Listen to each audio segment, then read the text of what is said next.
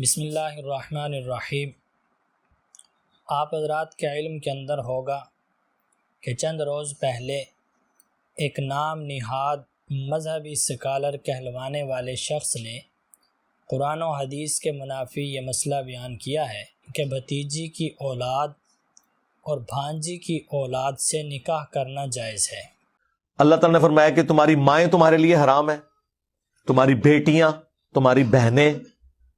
اور تمہارے بھائی کی بیٹیاں یعنی بھتیجیاں اور تمہاری بھانجیاں، یہ تمہارے لیے حرام ہے۔ ہاں، بھانجی یا بھتیجی کی جو آگے سے اولاد ہے وہ تو آپ کے لیے غیر محرم ہے، اس سے شادی ہو سکتی ہے کیونکہ اس کا باپ الگ ہے۔ لا حول ولا قوت الا باللہ، یہ مسئلہ سراسر قرآن اور حدیث کے منافی ہے۔ اللہ تعالی نے ان دونوں رشتوں کو ابدی طور پر حرام کیا ہے کہ بھتیجی ہو یا بھتیجی کی اولاد ہو، وبنات الاخ وبنات الاخت، بھائی کی بیٹی ہو یا اس کی اولاد ہو یا اس سے بھی نیچے ہو، اسی طرح وبنات الاخت، بہن کی اولاد یعنی بھانجی ہو یا بھانجی کی اولاد ہو، وَإِن سَفَلْنَا، اس سے بھی نیچے ہو، تو ان سے نکاح کرنا حرام ہے۔ حیرت اور تعسف ہے ایسے لوگوں پر جو ایسے جہالہ سے مسائل معلوم کرتے ہیں کہ جو جہالہ قرآن اور حدیث کی بات کو چھوڑ کر اپنے مسائل درمیان میں لاتے ہیں، اپنے ذہن کے مطابق مسائل بیان کرتے ہیں اور امت کے اندر، معاشرے کے اندر فساد پھیلانا چاہتے ہیں۔ افسوس ہے ایسے لوگوں پر جو محرم رشتوں کو ٹھکرا کر زنا کو معاشرے کے اندر پروموٹ کرنا چاہتے ہیں۔ معلوم نہیں وہ کس ایجنڈے پر کام کر رہے ہیں۔ گزشتہ 14 صدیوں کے اندر کوئی عالم، کوئی فقیہ، کوئی محدث ایسا نہیں گزرا جس نے یہ بات کہی ہو کہ بھتیجی کی اولاد سے یا بھانجی کی اولاد سے نکاح کرنا جائز ہو۔ سوائے اس نام نہاد مذہبی سکالر کے آج تک کسی نے قرآن و حدیث کے اس مسئلہ کو ٹھکرانے کی کوشش نہیں کی، لیکن اس شخص نے ایک ناپاک کوشش کی ہے کہ ایک محرم رشتے کو، مقدس رشتے کو نامحرم رشتے کے اندر تبدیل کر دیا جائے۔ فتح الباری شرح صحیح بخاری کے اندر علامہ ابن حجر عسقلانی رحمہ اللہ حدیث نمبر 5105 کی تشریح کے اندر اس مسئلے کی وضاحت کی ہے کہ بھائی کی اولاد یعنی بھتیجی، پھر اس کی اولاد وَإِن سَفَلْنَا، اور اس سے نیچے بہن کی اولاد یعنی بھانجی،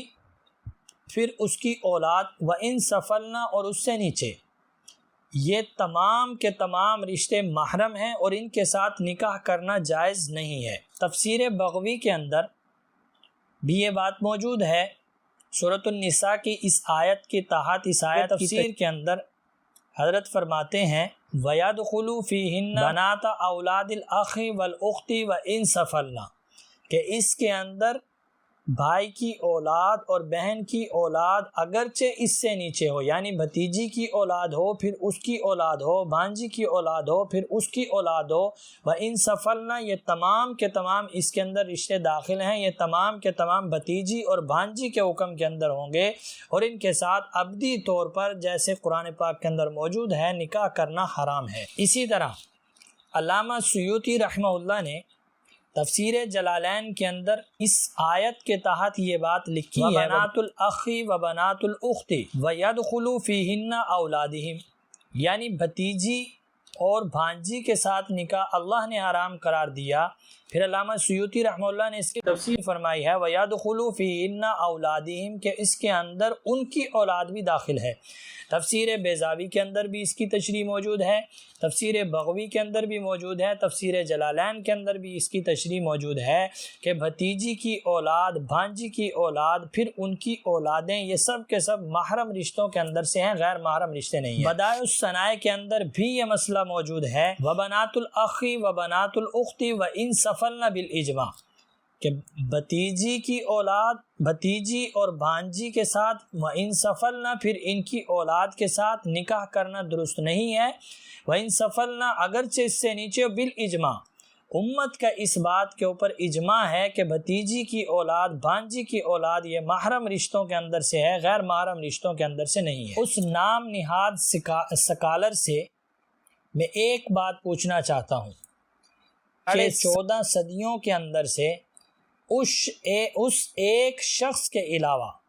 کوئی ایک ایسا آدمی ہو، فقیہ ہو، محدث ہو، عالم ہو، کوئی ایسا شخص ہو جس نے یہ بات کہی ہو کہ کہ بھتیجی کی اولاد اور بھانجی کی اولاد غیر محرم ہے، ان کے ساتھ نکاح کرنا جائز ہے۔ آج بھی اس نام نہاد سکالر کے علاوہ کوئی شخص، کوئی عالم، کوئی فقیہ، کوئی محدث، کسی بھی فرقے کا ہو، کوئی محقق اس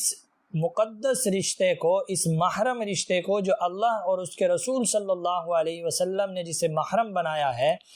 نامحرم ڈکلیئر نہیں کروا رہا سوائے اس ایک شخص کے۔ ایسے ہی لوگوں کے لیے، ایسے جہلا کے لیے جناب رسول اللہ صلی اللہ علیہ وسلم کا یہ فرمان ہے کہ اتخذ الناس رؤوسا جہالا، کہ جس وقت لوگ جاہلوں کو اپنا سردار بنا لیں گے، فسئلوا فافتوا بغیر علم،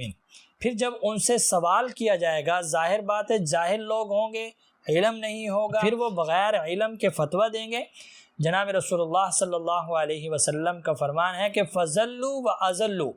وہ خود بھی گمراہ ہوگا اور آپ کو بھی گمراہ کرے گا، لوگوں کو بھی گمراہ کرے گا، معاشرے کے اندر فساد کا سبب بنے گا اور لوگوں کے جہنم میں جانے کا سبب بنے گا۔